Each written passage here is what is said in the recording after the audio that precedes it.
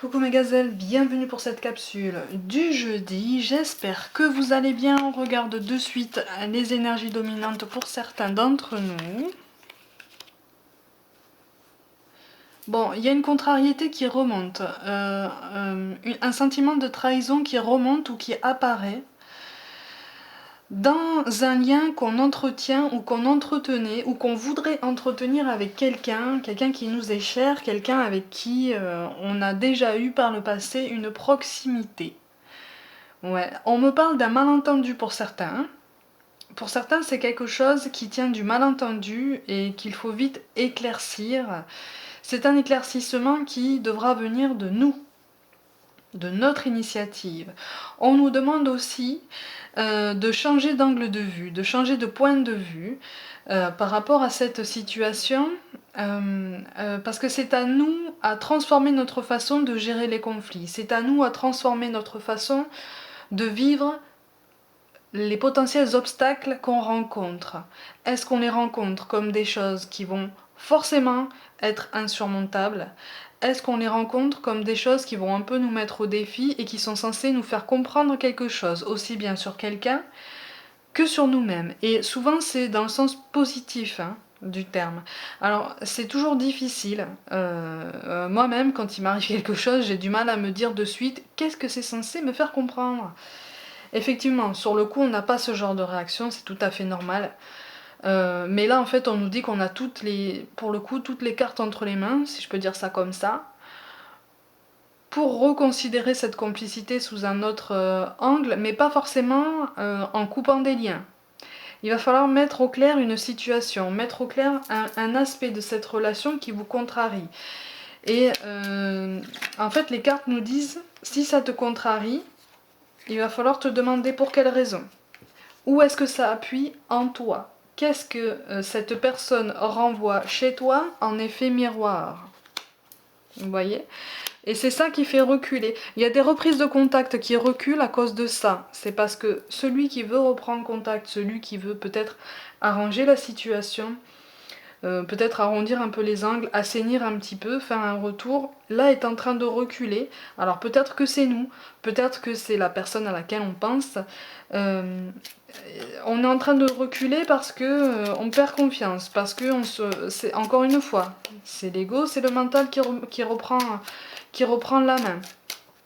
Mais les cartes nous parlent de succès. Prends un moment pour réfléchir à ce que tu as réalisé jusqu'à maintenant. C'est souvent facile d'oublier d'où tu es parti et quel chemin tu as parcouru. Sois reconnaissant pour cet extraordinaire voyage qui est la vie. Oui, ça correspond à l'idée que je vous évoquais tout à l'heure. On a peur, on commence à douter, mais alors là on commence à douter à fond les ballons, mais les cartes nous disent si tu doutes, effectivement c'est normal, c'est parce qu'il y a une étape importante à passer, mais elle est loin d'être insurmontable. C'est sujet à apprentissage de toute façon. Tu es censé apprendre quelque chose, et peut-être même que tu es censé apprendre quelque chose à quelqu'un, à la personne à laquelle tu penses. Si cette complicité est établie, c'est pour une raison. Si il y a quelque chose qui te contrarie dans cette complicité, c'est parce qu'il y a un effet miroir. Vous voyez? Donc tu dois travailler quelque chose sur toi comme la personne doit travailler quelque chose sur elle ou sur lui. C'est pour ça aussi qu'on nous parle de lâcher prise. Cela ne sert à rien de chercher à escalader une montagne pieds nus.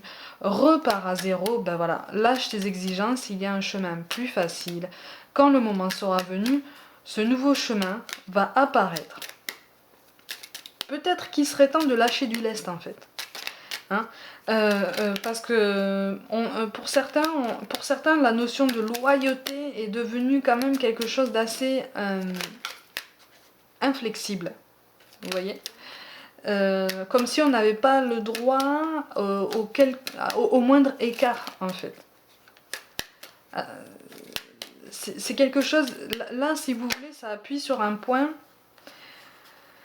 très particulier qu'on doit travailler, et notamment sur la blessure du rejet et de l'abandon. Et c'est pour ça aussi qu'on nous parle de changement.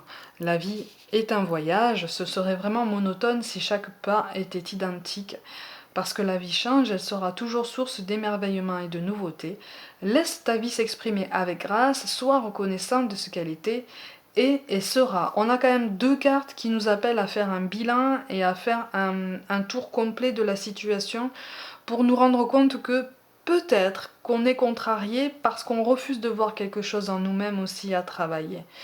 Mes gazelles, pour aujourd'hui, eh bien on essaye d'avancer, hein, on essaye de trouver des solutions, on essaye de prendre du recul, hein, c'est pour ça qu'on a la créativité en mots-clés. On essaye aussi de trouver peut-être d'autres moyens d'exprimer notre mal-être, d'autres moyens de nous faire comprendre, hein, peut-être d'autres mots plus percutants pour la personne en face de nous.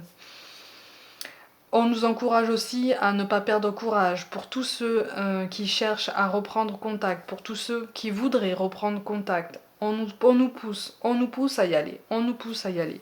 On nous pousse à surmonter nos angoisses, nos peurs justement du rejet et de l'abandon. Puisque de toute façon un apaisement est possible. C'est ce qui apparaît ici. Un apaisement est possible et c'est de la volonté de chacun. Mes gazelles, pour aujourd'hui, prenez donc soin de vous, croyez en vous, et je vous dis à demain.